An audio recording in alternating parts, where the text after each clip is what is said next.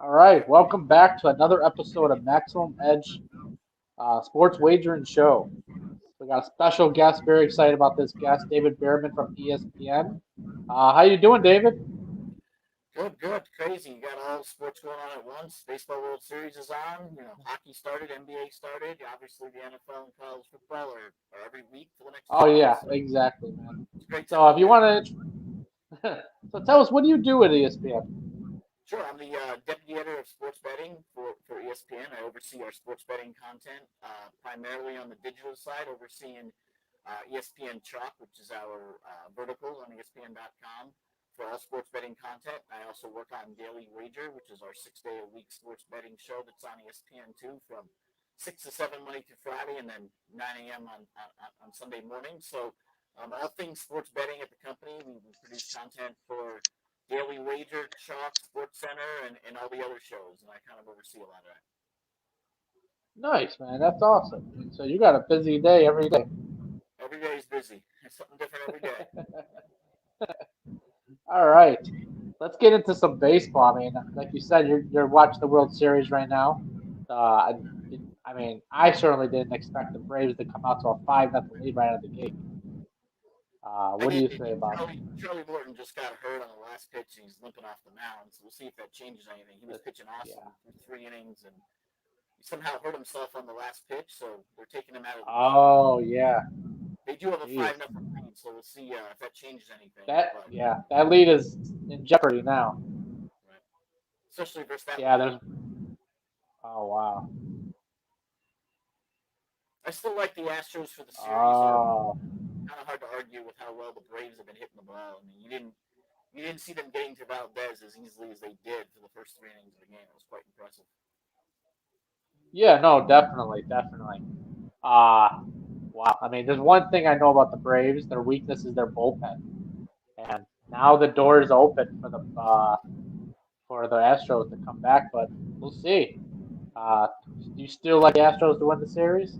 I do, and you'll get a good price tonight. If they lose game one, you'll get obviously. I mean, they were minus That's true. 135 to minus 150 heading into the series.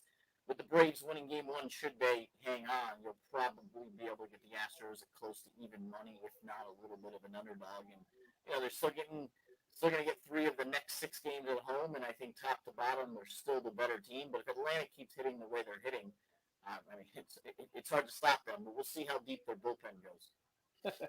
Exactly. I know going into the series, the Astros were minus 125 in the series.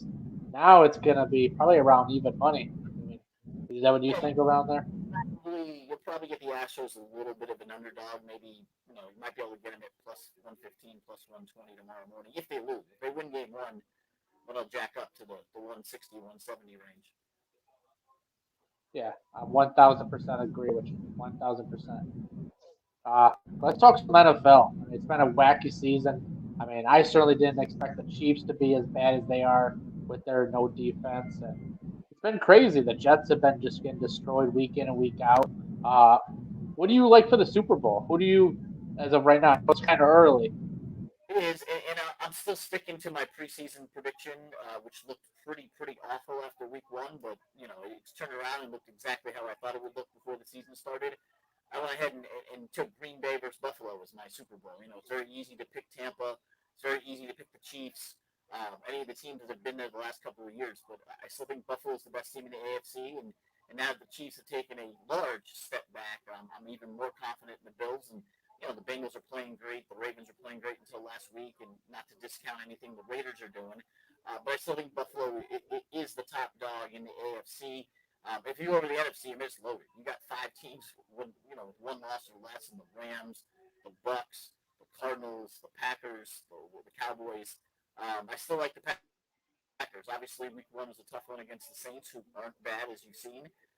And I still think it's assuming everybody comes back from COVID, which is hurting them this week, they'll probably lose to Arizona. Who, by the way, I did pick beginning of the year to go over their 8-win total, which they may hit next week in 2 days. I also picked them to win the West at 6-1. So I'm a big fan of the Arizona Cardinals this year. They have just as good of a chance as anybody to get to the Super Bowl. I just think the Packers have been there before, meaning deep playoff runs. They've gone to the NFC Championship game the last 2 years. And I'm going to throw this week out the window because the Packers are going to be missing 2 or 3 receivers, if not more. They play the Cardinals, but what you might see this week is a preview of the NFC Championship game because I do believe these are the 2 best teams. Don't count out the Rams. Cowboys look great, and the Bucks obviously you're never going to discount Tom Brady and the Super Bowl champs until they are knocked off. But I went into the season thinking the Packers are legit Super Bowl contenders, and other than week 1 stumbling block, they've done exactly what I thought they'd be doing. They've covered the last 5 weeks. Actually 6 weeks now, and they look great. Aaron Rodgers is on a mission. If this is indeed his final ride at Lambeau and Green Bay, then maybe he goes out on top. I do think it's Green Bay and Buffalo at the end. I'm sticking to it. No, 1,000%. I mean, I agree with you. Buffalo is the team to beat in the AFC. Green Bay, it's going to be tough. I mean, there's not a lot. I mean, there is a lot of competition in the NFC. You have Cardinals, the Rams, the Packers. I mean, those are probably the top 3 teams in the NFC that I can think of. But I don't know. You really think they can get by the Rams and the Cardinals and the Bucks? I do. I just think the experience is there, and with Aaron Rodgers going every single game, and they've looked absolutely phenomenal. They've covered every game this year except for that first game versus the Saints, which you chalk that one up to the first game of the season, an off season that Rodgers didn't really participate in, and they had nothing that week. I do like the Packers, but it wouldn't stun me to see the Rams or the Cardinals come out of there. And you got to figure Tom Brady and the Bucks. If I had to handicap it, I would say those 3 divisions are over. The Bucks are going to win the South. I think the Packers are going to win the North, even if they lose this week to the Cardinals. I'm just not a believer in Minnesota. And the Cowboys are going to run away with the East. So there's 3 of them, and then you're going to have the Rams and Cardinals are both going to make the playoffs out west. So that's 5 of your 7 teams.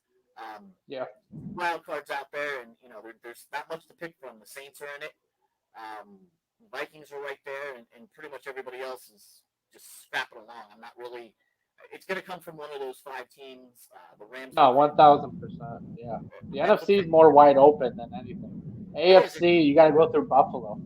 You have to go through Buffalo in the AFC.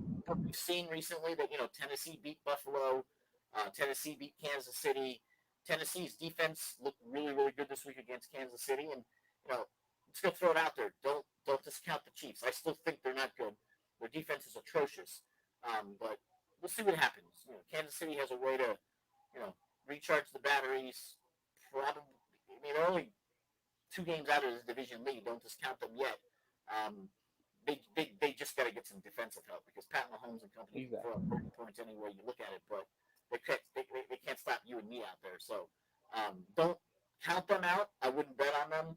I firmly believe it's Buffalo's to lose, and Buffalo's going to walk away with the AFC East title. I'm a big Miami Dolphins guy, and you see what they're doing. The Jets are garbage. Patriots will be about a 500 team, maybe maybe contend for a wild card.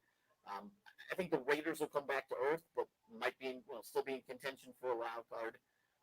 Kansas City is not going to go away, and your AFC North is you have Baltimore, Cincinnati right there, and the Browns. You just don't know how the South's going to be. I think the South's only going to get that 1 team. If Tennessee beats Indy this week, that division might be over as well. Yeah, I know 1,000%. I mean, right now it's really early to predict, and there's a lot of good teams surging from healthy. Wait till the Browns get healthy. I mean, they're going to put their face in the mix.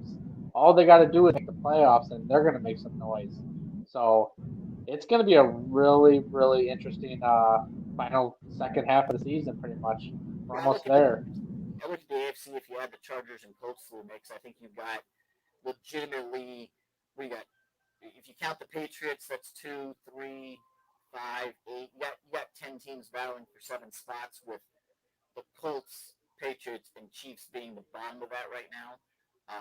And in the NFC, you got 5 teams, and then everybody else is kind of a step below. So. Yeah, there you have it. So we got early predictions. Green Bay out of the NFC. Definitely not a bad pick. I mean, it's a long shot, but hey, that's a price. But anything can happen. And then Buffalo. I mean, I like it. I mean, anything can happen. Like I said, still early to predict. And there you have it. I appreciate you coming on here, David.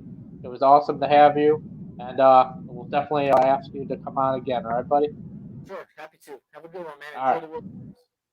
Awesome, man. Take care. Have a good one. You too.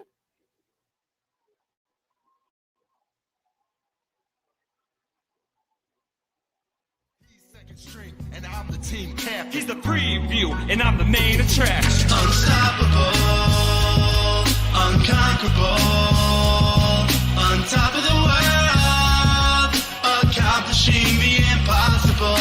Unstoppable, unconquerable, on top of the world, accomplishing the impossible.